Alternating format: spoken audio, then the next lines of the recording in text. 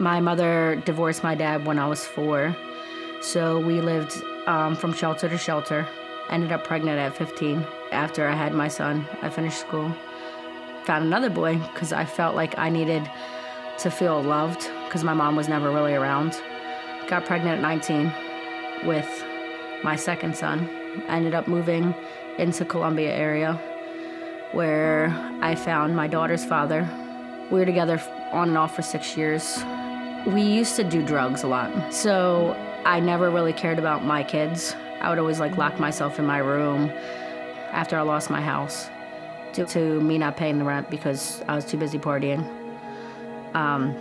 My boss at the time actually took me and my 3 children in. I started noticing that her family used to always get up and go to church and always used to do family things. And I used to always just sit there with my kids and I would sit there and cry. I'm I wish I could be like them.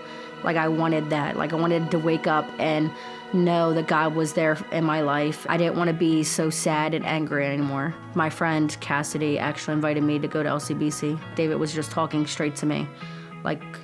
He just knew exactly what I needed to hear. So I prayed. That was the first time I've actually really prayed. So I think that was my moment where I really decided I need God. I can't do it by myself. I ended up getting baptized with my boss in the water with me. So my kids noticed that I was changing my life and they also wanted to get baptized. And then I started bringing my niece and nephew to church. So they got baptized in March.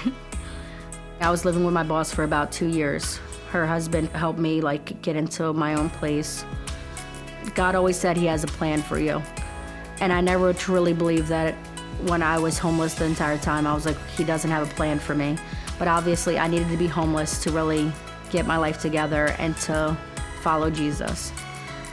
I am definitely a life changed by Christ.